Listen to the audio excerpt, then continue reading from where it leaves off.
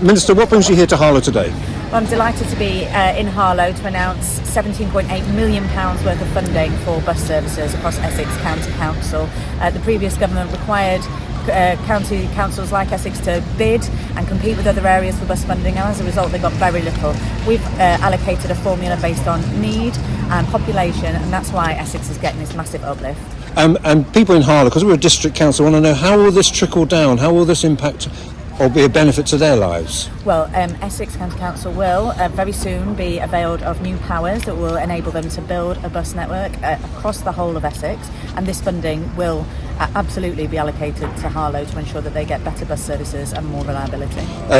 The MP for Harlow is just next to us, and he knows the importance. There was a number 9 bus controversy, and the thing about it was how important the bus was to the people who lived on that bus route. It's not to be underestimated, is it? Absolutely. Buses are a lifeline for people, and for too long they've not had the priority that they deserve. Politicians in Westminster and journalists have not given them the attention. Rail dominates so much, but they connect people to their friends and family, to job and education opportunities, and without them people can literally be stuck in and completely isolated.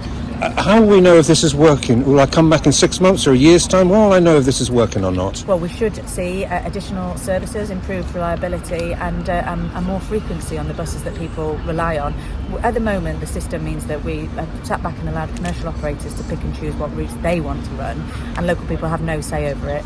We want places like Essex to have more power so that they can design the bus services that they need. So I hope to come back in 6 months and see better services. Just 2 quick more questions. You've been on a bus this morning. Mm-hmm. It's Carmageddon. It's gridlock. That's not your fault, so to speak, but you can see the problems that people have, even trying to create a new infrastructure. Yeah, we totally understand people's concerns around the disruption. Obviously, it's exciting, the work that is taking place, and there will be new infrastructure here, but it is lengthy, and that's why this government are committed to reforming planning in order to massively speed up the time it takes. And my final question to do is, if people want to find out about the changes to the roads, or they want to find out that the traffic commissioners get an operator's licence, it has to be a notice on a lamppost, or it has to be in a printed newspaper. Will you look at things like statutory notice about accessibility for people, and actually even us as digital, to get that information online? That's a really good point. Yeah, I will take that away and look at it. Chris Vince, MP for Harlow. What brings the Minister here today?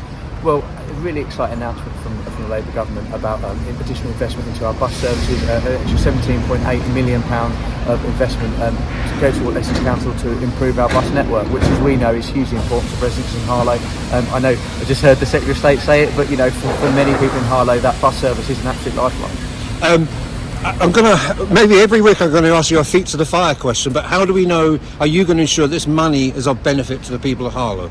Well, look, obviously my job with all investment in government makes is to say, what about Harlow?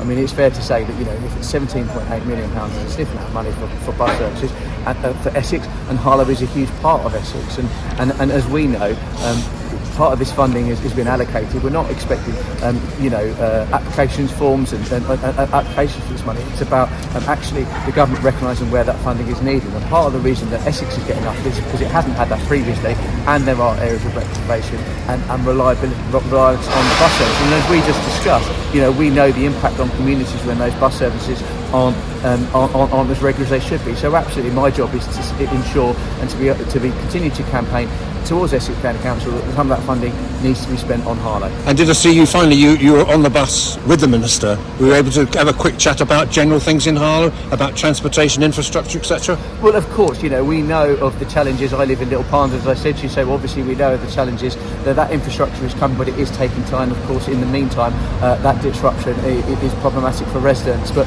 we are hoping, as you say, you know, it is an issue we've inherited. We're hoping that part of the reforms that we're going to make into planning will speed up that process in future. But obviously, I, like many residents in Harlow, share that frustration.